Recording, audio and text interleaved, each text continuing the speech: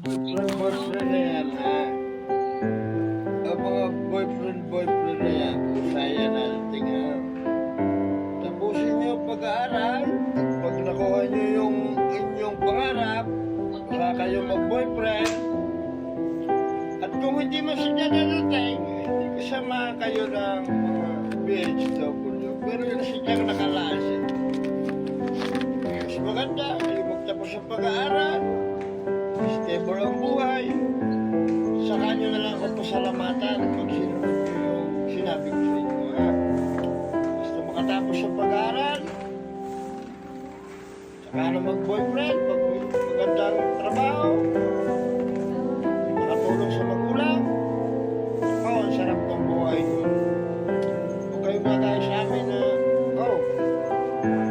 maaga ng kasawa yan. Ganyan hirap ng buhay dinadaan. Abutin niyo muna yung pangarap niyo bago kayo mag-boyfriend. Pag yan lang yan, madaling dumadating. Tapusin muna ang pag-aaral at everything will follow.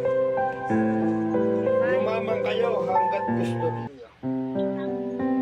Saka nyo na ako pasalamatan pagka kayo mga doktor at stewardess na. Alright? Ano ang gusto mo, doktor, pag-aaw? Yung trabaho, hindi naman yung trabaho. Uy, hindi, magmumobile ako ngayon.